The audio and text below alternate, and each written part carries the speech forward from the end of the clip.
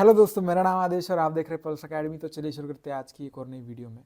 तो आज की जो वीडियो होने वाली है वो हमारी माइक्रोबायोलॉजी सीरीज का एपिसोड नंबर फर्स्ट, राइट। तो इस वीडियो में हम देखेंगे स्टेफाइलोकोकस ऑरियस। तो स्टेफाइलोकोकस ऑरियस एक इम्पॉर्टेंट लॉन्ग क्वेश्चन है जो कि आपके माइक्रोबायोलॉजी में पूछा जाता है। तो ये one of the most important question है, ये आपको पढ़ना ही पड़ेगा, राइट। तो चलिए हम इसमें देखते हैं। तो इसमें मैं जितनी चीज़ें बताऊंगा उतनी इंपॉर्टेंट है, राइट। तो इतना कर लोगे तो बहुत ज़्यादा हो जाएगा। तो ये सारी चीज़ें रहेगी। तो सबसे पहले बिफोर गोइंग टू टॉपिक एक चीज़ देख लेते हैं, स्टेफाइलोकोकस ऑरियस जो है वो किस ग्रुप का बैक्टीरिया है। सबसे पहले staphylococcus aureus it is an gram positive bacteria. तो स्टेफाइलोकोकस ऑरियस ये ग्राम पॉजिटिव कोकाई है, right. Staphylococcus aureus gram positive cocci. तो ग्राम पॉजिटिव कोकाई जो होता है ये इसके दो ग्रुप होता है। एक that is an micrococcasi and second it is an streptococcasi। तो माइक्रोकोकेसी एंड स्ट्रेप्टोकोकेसी ये दो ग्रुप होते हैं। फिर ये जो माइक्रोकोकेसी होते हैं इसमें भी दो होते हैं। सबसे पहले जो होता है दैट इज माइक्रोकोकस और ये होता है स्टेफाइलोकोकस। तो ये हो गया, ये होते हैं दो जनरा इसमें। तो जनरा कौन कौन से, माइक्रोकोकस, स्टेफाइलोकोकस। तो इस वीडियो में हम देखेंगे स्टेफाइलोकोकस, और राइट। स्टेफाइलोकोकस में बहुत सारे होते हैं, staphylococcus aureus, staphylococcus epidermis, non मतलब कैटलेज, मतलब ये बहुत सारी चीज़ें उसमें होती है, तो हम आगे देखेंगे, राइट। तो सबसे पहले स्टेफाइलोकोकस ऑरियस के बारे में पढ़ते हैं। स्टेफाइलोकोकस ऑरियस इन्फेक्शन एक इंपॉर्टेंट लॉन्ग क्वेश्चन है, तो ये आपको आना चाहिए। तो staphylococcus aureus it is an catalase positive, coagulase positive and it is a facultative anaerobic non-motile non-sporing and occasionally capsulated। तो कैटलेज पॉजिटिव एंड कोएगुलेज पॉजिटिव ये क्या होता है, ये दो टेस्ट होती है, राइट। तो एक एंजाइम सीक्रेट करे, कोएगुलेज और कैटलेज एंजाइम होता है। तो अगर ये दोनों सीक्रेट करे तो वो उसको पॉजिटिव होता है। तो इस तरीके से याद रख लीजिएगा कि CO मतलब कोएगुलेज भी पॉजिटिव है, कैटलेज भी पॉजिटिव हो। तो अगर आपको ये टेस्ट आते हैं ना बायोकेमिकल टेस्ट, तो इसके लिए एक ट्रिक आती है को आई कट। तो जब भी आपको कोई याद करनी पड़ेगी जिसकी बायोकेमिकल, तो इस तरीके से याद रख सकते हो। तो इसमें जो को आई कट में जो आता है, तो इसमें को मतलब कोयागुलेज हो गया, आई मतलब इंडोल हो गया, ये हो गया कैटलेज, राइट, ये हो गया यूरियज। तो इस तरीके से। तो स्टेफाइलोकोकस ऑरियस में क्या है, कैटलेज पॉजिटिव, कोयागुलेज पॉजिटिव। तो CO और ये वाला दोनों पॉजिटिव है, तो दोनों भी C जो है उसमें पॉजिटिव। तो क्या क्या, कैटलेज पॉजिटिव, कोयागुलेज पॉजिटिव। उसके बाद it is an facultative anaerobic and non motile है, नॉन स्पोरिंग, स्पोर नहीं बनाता, and it is occasionally capsulated. ये चीज़ें हो गई। अब ये जो है, तो ये हमें क्या देखा था, it is N gram positive cocci. Cocci मतलब क्या, स्पेरिकल, राइट। तो it is N spherical cocci है। अब ये जो है, तो जब भी आपको लॉन्ग क्वेश्चन आएगा तो उसमें माइक्रोस्कोपिक फाइंडिंग में एक चीज़ दी होगी, तो उस तरीके से आप समझ सकते हो कि ये स्टेफाइलोकोकस ऑरियस है। और वो चीज़ है that is N arranged in the grape like cluster. अगर कोई भी बैक्टीरिया में ये दिया हुआ है कि on microscopy it shows that the bacteria are arranged in the grape like cluster, तो वो कन्फर्मली स्टेफाइलोकोकस ऑरियस है। तो ये चीज़ें होगी। अब इसका ये होता क्यों है ग्रेप लाइक क्लस्टर में, क्योंकि उनका प्लेन ऑफ डिवीजन था उसमें मतलब होता है, तो उसकी वजह से ये अटैच रह जाते हैं टुगेदर, तो उसकी वजह से ग्रेप लाइक क्लस्टर में ये बनते हैं। उसके बाद इसका एक फीचर है that it produces golden yellow pigment on the nutrient agar and beta haemolytic colonies on the blood agar. तो ब्लड अगार पे क्या दिखाता है, beta haemolysis, right, beta haemolysis. But वही जो न्यूट्रिएंट अगार होता है, तो इस पर क्या करेगा, that is an golden yellow pigmentation दिखाएगा। ये सारी चीज़ होगी। तो ये एक पॉइंट आपको इंपॉर्टेंट याद रखना है। उसके बाद जो वायरुलेंस फैक्टर है, तो वायरुलेंस फैक्टर में आपको वायरुलेंस फैक्टर याद करना है और उसका क्या क्या फंक्शंस है वही याद करना है। बहुत डिटेल में उसके वायरुलेंस फैक्टर नहीं आता, एक शॉर्ट नोट आती है, तो वो मैं बताऊंगा क्या क्या उसमें बहुत ज़्यादा इंपॉर्टेंट है। तो सबसे पहले वायरुलेंस फैक्टर में आता है, तो इसमें 3 टाइप्स के वायरुलेंस फैक्टर्स है। पहला, अगर कोई भी बैक्टीरिया है तो सबसे बाहर होगा, that is an cell wall. तो सेल वॉल एसोसिएटेड फैक्टर्स हो गए वायरुलेंस के लिए। उसके बाद वो कुछ टॉक्सिन सिक्रेट करेगा, सो वो एक टॉक्सिन से हो गया। एंड तीसरा हो गया that is extra cellular enzymes, तो उसमें जो भी एंजाइम्स है वो। तो 3 क्या क्या हो गए, cell wall associated factor, toxins and extra cellular enzyme. तो उसमें देखते हैं कि क्या क्या आता है। जैसे सेल वॉल एसोसिएटेड फैक्टर, तो सेल वॉल एसोसिएटेड फैक्टर में क्या आता है, जो भी सेल वॉल के रिलेटेड चीज़ें रहेगी वो उसमें आती है। सेल वॉल के रिलेटेड क्या रहता है, सेल वॉल जो ग्राम पॉजिटिव कोकाई था, तो ग्राम पॉजिटिव का सेल वॉल किससे बनता है, देन टिकोइक एसिड हो गया, पेप्टिडोग्लाइकन हो गया, पेप्टिडोग्लाइकन होता है थिकेस्ट, उसके बाद टिकोइक एसिड होता है ग्राम पॉजिटिव में, तो ये दोनों भी चीज़ रहेगी, पेप्टिडोग्लाइकन रहेगा, टिकोइक एसिड।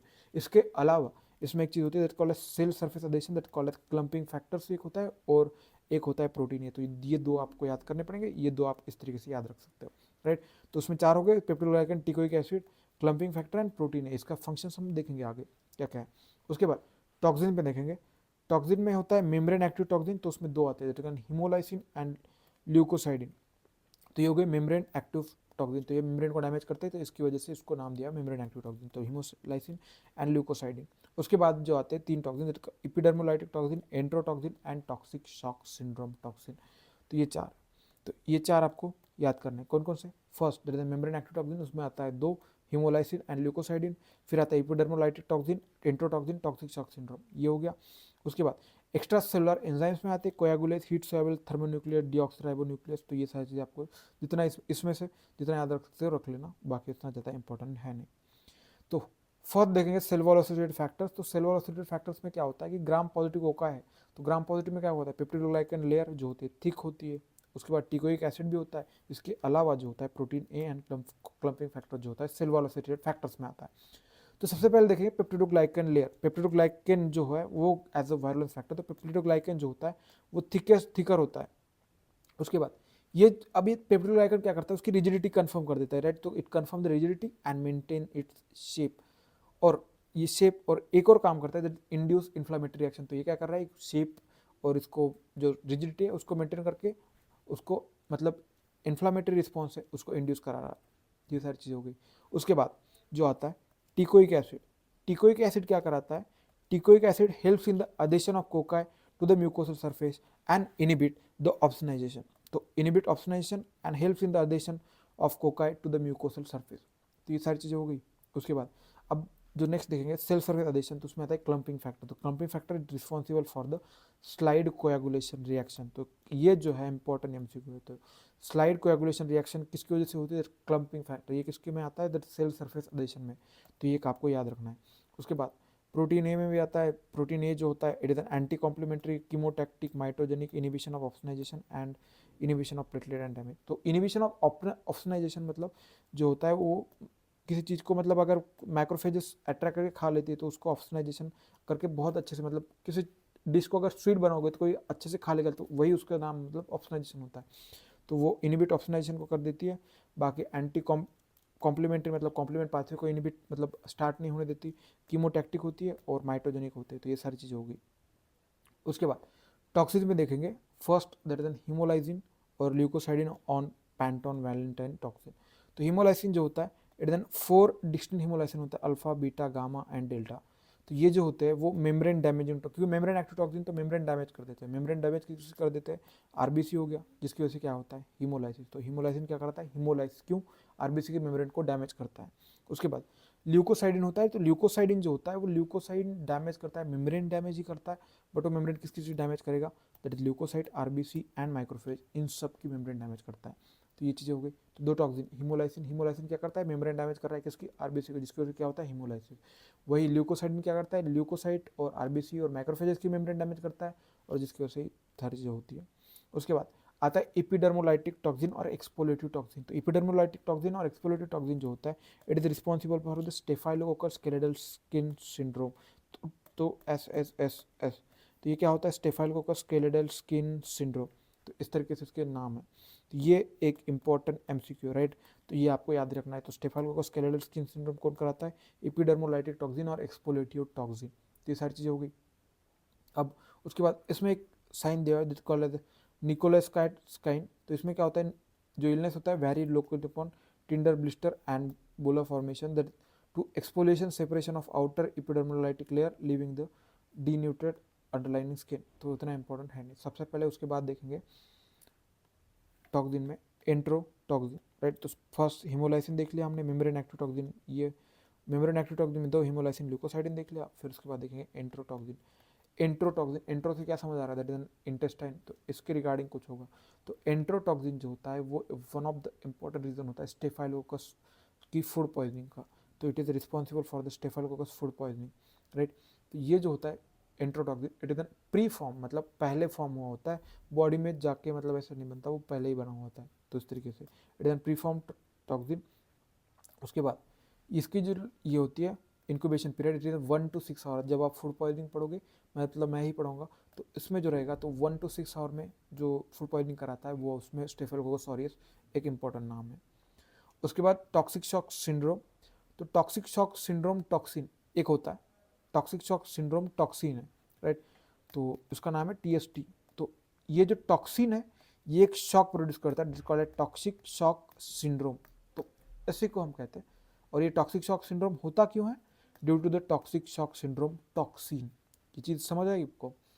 तो इसमें होता क्या है, सबसे पहले कि टॉक्सिक शॉक सिंड्रोम मतलब समझने से पहले क्या समझ लीजिए आप कि कोई भी चीज़ है, जैसे सुपर एंटीजन का कंसेप्ट आपको समझ आना चाहिए। तो नॉर्मली सुपर एंटीजन एक शॉर्ट नोट भी है इंपॉर्टेंट, मैं किसी और वीडियो में समझा दूंगा, बट आपको एक ओवरव्यू देता हूँ कि सुपर एंटीजन होता क्या है।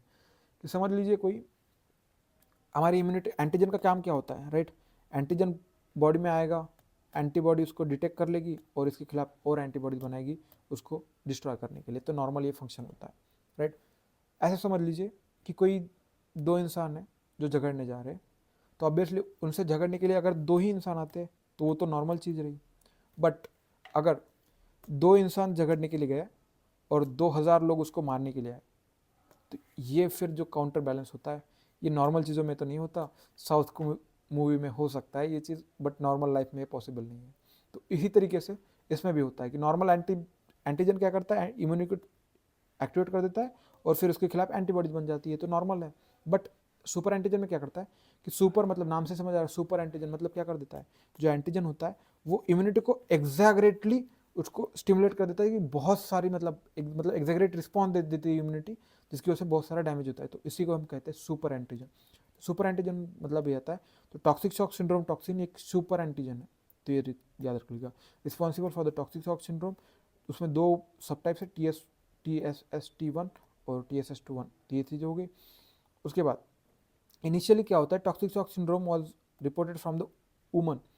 ये क्या हो रहा था कि पहले क्या मतलब ये कैसे आया था कि जो भी वुमन जो भी मेंस्ट्रुएशन करती है, तो उसमें जो टेम्पॉन्स यूज किए थे, तो उसमें जो हाईली एब्जॉर्बेंट टेम्पॉन्स होते हैं, तो उसकी वजह से क्या हो रहा था कि ये स्टेफिलोकोकस ऑरियस का मतलब इन्फेक्शन हो रहा था, और इसकी वजह से फिर ये टॉक्सिक शॉक सिंड्रोम हो रहा था।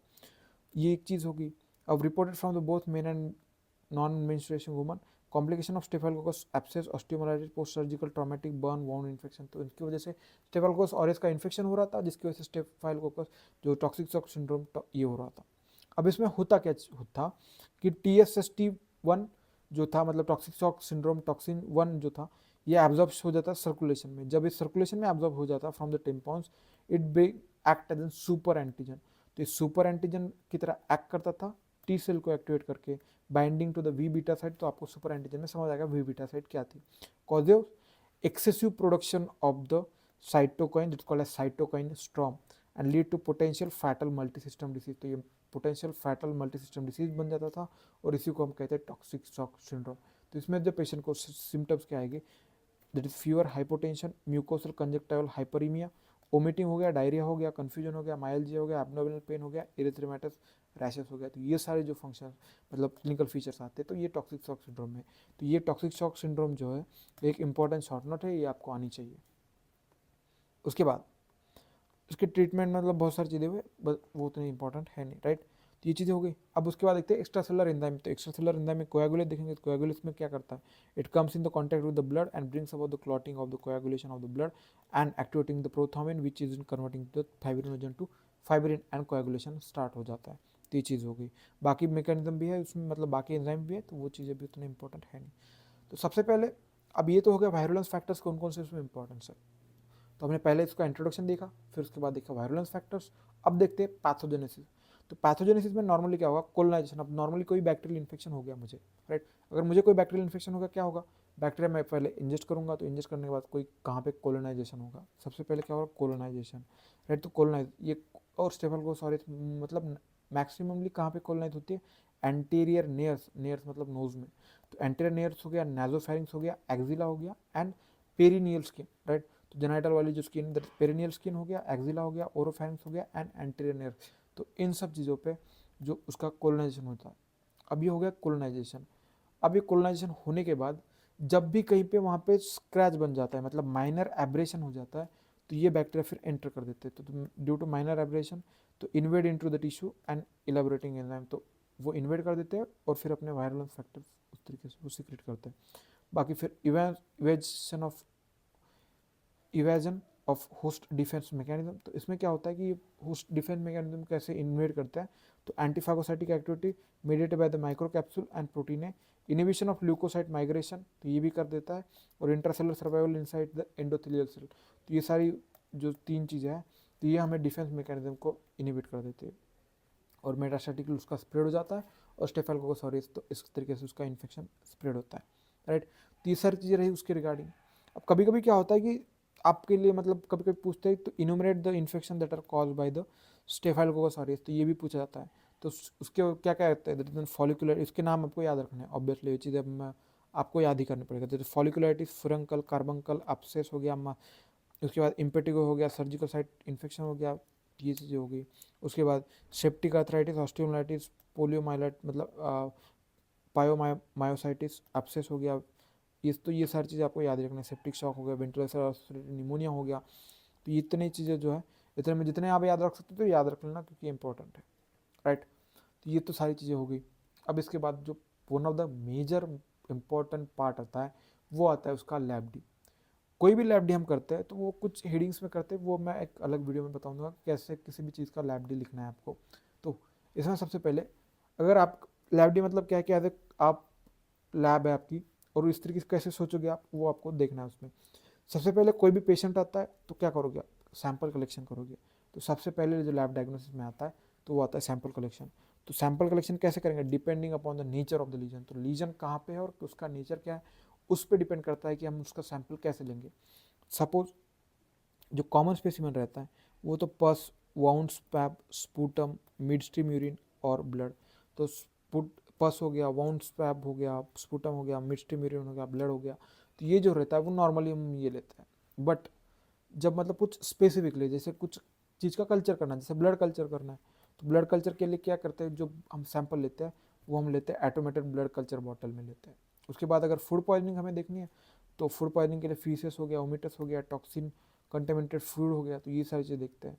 और अगर कैरियर के लिए देखना है तो नेजल स्वैब लेता है, तो ये चीज़ें रहेगी सैंपल कलेक्शन में। तो ये सारे रहे सैंपल कलेक्शन। उसके बाद हमें देखते हैं, सैंपल तो कलेक्शन कर लिया ऑब्वियसली। अब सैंपल कलेक्शन करने के बाद हम क्या करते हैं, तो माइक्रोस्कोप के अंदर देखते हैं। तो माइक्रोस्कोप के अंदर जब उसकी ग्राम स्टेनिंग करते हैं तो ग्राम स्टेनिंग में क्या होता है, पस सेल होते हैं जो बहुत सारे उसमें दिखाई देते हैं। पस सेल के बाद ये दिखाई देता है ग्राम पॉजिटिव कोकाई इन क्लस्टर।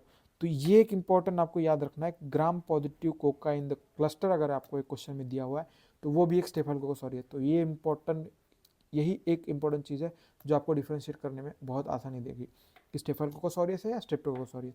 तो gram positive Coca in the अगर क्लस्टर आ रहा है तो स्टेफिलोकोकस ऑरियस ही है कंफर्म। उसके बाद ये जो होता है, बट ये जो डायरेक्ट माइक्रोस्कोप के अंदर देख रहे हो वो इतना इंपॉर्टेंस है ही नहीं। क्यों? क्योंकि जो स्टेफिलोकोकस ऑरियस होता है वो हमारा नॉर्मल फ्लोरा का भी पार्ट है, तो हमें नहीं पता सकते कि ये इन्फेक्शन ही है या नॉर्मल फ्लोरा ही है, तो वही एक चीज़ है। तो it is an direct microscopy not value because staphylococcus aureus is a part of normal flora of the sample. तो ये सारी चीज़ें भी इसमें आती है। अब पहले क्या कर लिया हमने, सैंपल कलेक्ट कर लिया, उसके बाद हमने उसकी माइक्रोस्कोपी कर ली। अब माइक्रोस्कोपी करने के बाद हमें इसे कल्चर करना है। कल्चर मतलब क्या करना है, उसे ग्रो कराना है। तो ग्रो कराने के लिए कुछ मीडियम्स रहेंगे, उस पर करेंगे। सबसे पहले न्यूट्रिएंट अगार, मतलब अगार जो सॉलिफाइडिंग मीडिया होता है उसमें अगर कुछ न्यूट्रिएंट अगार, तो न्यूट्रिएंट अगार जो होता है, न्यूट्रिएंट अगार अगर हम इसमें ग्रो करते हैं तो इसमें जो कॉलोनीज बनती है circular, smooth, convex, opaque and easily emulsified colonies बनती है। इतनी चीज़ें अगर आपको याद भी नहीं होती है तो मिनिमम इतना तो याद रख लिया, producers golden yellow non diffusible pigment. तो golden yellow non diffusible pigment, तो इतना आपको एक स्टेटमेंट उसका याद रखना है। तो न्यूट्रिएंट अगर आपको आता है तो it producers golden yellow non diffusible pigment, ये आपको याद रखना है। उसके बाद अगर न्यूट्रिएंट अगार स्लोप आता है तो इसमें जो होता है गोल्डन येलो कॉलोनीज। अब यहाँ पे क्या था, गोल्डन येलो पिगमेंट था, बट यहाँ पे जो है स्लोप में क्या आएगा, गोल्डन येलो कॉलोनीज आएगी, तो ये याद रख लेना। It look like oil paint appearance, ये चीज़ हो गई, तो ये हो गया। अब उसके बाद जो होता है ब्लड अगार, ब्लड अगार पे क्या दिखाएगा, दैट इज बीटा हेमोलाइसिस, क्योंकि ब्लड अगार पे बीटा हेमोलाइसिस दिखा रहा है, तो ये ब्लड अगार पे बीटा हेमोलाइसिस। मैकॉन्ग के अगार में क्या होता है, लैक्टोज फर्मेंटर है या नहीं वो दिखाता है, तो ये लैक्टोज फर्मेंटर भी है, तो राइट। तो ब्लड अगार में बीटा हेमोलाइसिस, लैक्टोज फर्मेंटर है। लिक्विड मीडिया पेप्टोन वाटर में क्या होता है, यूनिफॉर्म टर्बिडिटी दिखाता है। उसके बाद सेलेक्टिव मीडिया में कुछ सेलेक्टिव मीडिया होता है जो कि मतलब जब सैंपल कलेक्शन में जो लोड है बैक्टीरिया का वो कम है, तो उसमें कुछ हम सेलेक्टिव एजेंट्स ऐड करते हैं तो बाकी सारी चीज़ मार देता है और बैक्टीरिया ही रह जाते हैं, तो फिर वो अच्छे से उसको कल्चर करने में और मदद देता है। तो सेलेक्टिव मीडिया में आती है मैनिसोल साल्ट अगार, तो इसमें मैनिटोल साल्ट अगार में क्या होता है, nutrient agar with the 7.5% NaCl अगर है तो उसको हम कहते हैं मैनिटोल साल्ट अगार। उसके अदर में आता है साल्ट मिल्क अगार और लुडलाम्स मीडियम, तो ये चीज़ें हो गई। तो सबसे पहले न्यूट्रिएंट अगार में आपको क्या दिखाई दे रहा है, it is an produce golden yellow non diffusible pigment. वही न्यूट्रिएंट अगार स्लोप में आपको क्या दिखाई दे रहा है, it is an golden yellow colonies, right, like a oil paint appearance. Blood agar में क्या है, बीटा हेमोलाइसिस। मैकॉन्ग के अगार में क्या है, small pink colonies, lactose fermenter. Liquid medium में यूनिफॉर्म टर्बिडिटी है पेप्टोन वाटर में। सेलेक्टिव मीडिया में क्या क्या आ रहा है, मैनिटोल साल्ट अगार हो गया, साल्ट मिल्क अगार और लुडलम्स मीडियम, तो इतने सारे हो गए। उसके बाद अभी तो कल्चर कर लिया, अभी कल्चर को हमें स्मीयर में देखना है कैसे दिखता है, तो कल्चर स्मीयर माइक्रोस्कोपी, तो कल्चर स्मीयर माइक्रोस्कोपी में क्या दिखेगा, gram positive Coca arrange in the cluster, वही सेम चीज़ दिखेगी हमें। और हैंगिंग ड्रॉप अगर मेथड करते हैं तो हैंगिंग ड्रॉप हम करते हैं कि बैक्टीरिया मोटाइल या नॉन मोटाइल, तो इसके देखने के लिए तो हैंगिंग ड्रॉप अगर करते हैं तो ये बैक्टीरिया हमारा नॉन मोटाइल है, हमने ये आप पहले ही देखा है, ये चीज़ हो गई। और उसके बाद बायोकेमिकल टेस्ट, जो बायोकेमिकल टेस्ट आपको मैंने को आई कट, तो ये चीज़ें बताई थी। तो इस तरीके से अगर आपको याद रखना है तो को मतलब कोएगुलेज, तो कोएगुलेज ये हमारा पॉजिटिव है और कैटलेज भी हमारा पॉजिटिव है, तो ये दो चीज़ें इसमें पॉजिटिव आती है। तो कैटलेज पॉजिटिव है और कोएगुलेज भी पॉजिटिव आता है। तो कैटलेज जो होता है which differentiate them from the streptococcus, क्योंकि स्ट्रेप्टोकोकस जो होता है वो कैटलेज निगेटिव होता है, तो ये चीज़ इंपॉर्टेंट है। स्ट्रेप्टोकोकस जो होता है वो कैटलेज निगेटिव होता है, बस स्टेफाइलोकोकस जो होता है वो कैटलेज पॉजिटिव होता है, याद रखना इंपॉर्टेंट है। अब ये जो होता है staphylococcus can differentiate from the coagulase negative staphylococcus, तो ये बाद में पढ़ेंगे। उसके बाद कोएगुलेज टेस्ट होती है, तो most commonly perform biochemical reaction for identification of staphylococcus aureus, क्योंकि स्टेफाइलोकोकस ऑरियस कोएगुलेज पॉजिटिव देता है तो उससे आइडेंटिफाई कर सकते हैं। उसके बाद अब ये जो होता है न्यूट्रिएंट अगार की कुछ डायग्राम दिए हुए हैं, जैसे अगर न्यूट्रिएंट अगार पे हमने यहाँ पे दिखता है, न्यूट्रिएंट अगार पे है, तो फर्स्ट जो ये वाली जो येलो वाली डायग्राम है, तो न्यूट्रिएंट आकार में इसमें क्या दिखाई दे रहा है, गोल्डन येलो पिगमेंट दिखाई दे रहा है, तो ये कॉलोनीज है, तो इस तरीके से तो ये जो है दैट इज एन गोल्डन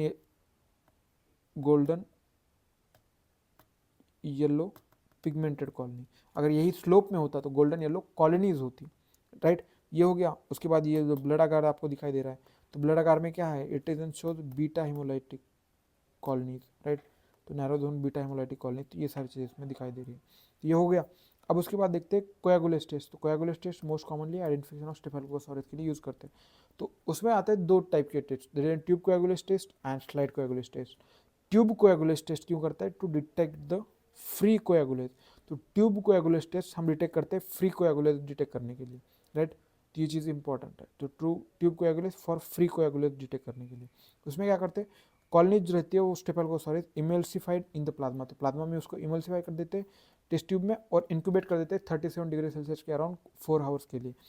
अब अगर ये टेस्ट पॉजिटिव है तो क्या होता है कि यहाँ पे फॉर्मेशन ऑफ क्लॉट्स बन जाते हैं, उसमें क्लॉट्स बन जाते हैं और ये फ्लो नहीं हो पाते जब हम उसको ट्यूब को टिल्ट कर देते हैं, तो ये अगर वैसा हो रहा है क्लॉट्स बन गया और वो फ्लो नहीं हो रहा है टिल्ट करने के बाद भी, तो वो टेस्ट पॉजिटिव है। वही निगेटिव टेस्ट कब होती है, जब इंक्यूबेटर ओवरनाइट कर दिया और तब भी मतलब ये चीज़ क्लॉट नहीं बना है, तो वो निगेटिव टेस्ट है। वही तो कोएगुलेशन टेस्ट में ये जो है तो ये तो पॉजिटिव है, और जो बी टेस्ट है दैट इज निगेटिव है, क्योंकि इसमें ये ऐसा कुछ डिजॉल्व नहीं हुआ, तो ये तो क्लॉट बन गया, तो ये हो गया। उसके बाद स्लाइड कोएगुलेशन टेस्ट में क्या होता है, it detect the clumping factor, right, तो ट्यूब कोएगुलेशन क्या हो रहा था, फ्री कोएगुलेशन डिटेक्ट कर रहा था, बट वही जो है slide coagulation detect clumping factor, right, तो इसमें क्या हो रहा है, emulsified with drop of normal saline, तो नॉर्मल सलाइन उसको ऐड कर देते हैं to form the milky white, तो उसमें मिल्की वाइट मतलब थोड़ा थोड़ा वाइट सब्सटेंस दिखाई देता है, और इसी का तो पॉजिटिव रिजल्ट कब आता है, फॉर्मेशन ऑफ कोअर्स क्लम्प्स, अगर आपको यहाँ पे डायग्राम में अगर दिख रहा है, तो अगर निगेटिव है तो वो तो प्लेन रहेगा, बट पॉजिटिव आपको तो एक क्लम्प्स दिखाई दे रहे हैं थोड़े वाइट वाइट कलर के, तो इससे जो है तो यही चीज़ है। प्रोटीन ए डिटेक्शन, तो ये सेल वॉल में प्रेजेंट रहता है तो उसका डिटेक्ट हम कर सकते हैं कि कहाँ से, लैटेक्स एग्लूटिनेशन टेस्ट से, ये चीज़ हो गई। उसके बाद जो एटोमिनेशन मेथड में आते हैं वाइट-टेक, माल्डिटॉफ और रैपिड प्रिसीजन, ये तो जो होता है ये आप कहीं पे भी लिख सकते हो। अगर आपको माइक्रोबायोलॉजी में चीज़ नहीं आ रही कोई चीज़, तो उसमें एक जो हेडिंग है एटोमेशन फॉर आइडेंटिफिकेशन, उसमें माल्डिटॉफ, वाइट-टेक, बैक्टीरिया के लिए आप लिख सकते हो। तो वाइट-टेक और माल्डिटॉफ ये चीज़ हो गई। उसके बाद टाइपिंग भी करते हैं। टाइपिंग मतलब क्या, उसमें जो उसको आइडेंटिफाई करना, तो उसमें बैक्टीरियोफेज टाइपिंग करते हैं, differentiate strains of bacteria staphylococcus में आइडेंटिफाई करते हैं। फेज टाइप 80, 81, तो उसके जो आउटब्रेक्स होते हैं वो हॉस्पिटल में होते हैं, तो उसकी वजह से हम उसको आइडेंटिफाई कर सकते हैं। तो ये चीज़ें भी रहे। उसके बाद लास्ट में एक जो हेडिंग आती है एंटी माइक्रोबियल ससेसिबिलिटी टेस्ट, तो वो कितना रेजिस्टेंस किस चीज़ के लिए है वो टेस्ट करने के लिए हम एंटी माइक्रोबियल टेस्ट करते हैं। तो एंटी माइक्रोबियल टेस्ट जो होता है, staphylococcus aureus develop resistance to the antibiotics and readily drugs that are prescribed according to the anti microbial susceptibility test. अब ये रेजिस्टेंस आपको अगर पता चल गया तो उस तरीके से आप उसकी ट्रीटमेंट दे सकते हो, राइट। तो रेजिस्टेंस के लिए अगर वही दवाई दोगे तो उसका काम नहीं आएगा, तो उसकी वजह से हम पहले उसका रेजिस्टेंस देखते हैं किस चीज़ के लिए रेजिस्टेंस है। अगर किस चीज़ के लिए रेजिस्टेंस नहीं है तो हम कोई भी दे सकते हैं, बट किस चीज़ के लिए रेजिस्टेंस है तो वो चीज़ छोड़ के हम बाकी चीज़ें देना पड़ेगा। तो इस तरीके से तो ये जो की जाती है एंटी माइक्रोबियल ससेसिबिलिटी टेस्ट, ये की जाती है डिस्क डिफ्यूजन मेथड से। याद रखना है नाम, क्योंकि ये बहुत जगह नाम आएगा। तो डिस्क डिफ्यूजन मेथड हो गया ऑन द म्यूलर हिंटन अगार, अगार का नाम याद रख लेना। तो डिस्क डिफ्यूजन मेथड जो होता है वो किया जाता है हमारा म्यूलर हिंटन अगार पे, राइट। तो ये हो गया। और ऑटोमेटेड एमआईसी डिटेक्शन मेथड करता है माइक्रोवोथ डाइल्यूटेशन, एग्जाम्पल वाइट-टेक से। तो ये चीज़ है, तो इन दोनों चीज़ों का याद रख लेना, राइट। तो यही था हमारा जो पूरा स्टेफाइलोकोकस ऑरियस था। तो इसमें हमने सारी चीज़ें देख ली है। अगर इसके रिगार्डिंग कोई भी डाउट हो, कुछ भी हो, तो कमेंट सेक्शन में पूछिएगा, राइट। और नेक्स्ट वीडियो में हम देखेंगे स्टेप्टोकोकस ऑरियस और एमआरएसए, ये भी चीज़ें हम इसमें कॉन्सिक्यूटिव वीडियोज़ में देखेंगे, राइट। कोई भी अपने डाउट हो तो कमेंट सेक्शन में पूछ लीजिएगा और अपने दोस्तों के साथ शेयर करना ना भूलिएगा। Thank you so much for watching this video. Thank you so much.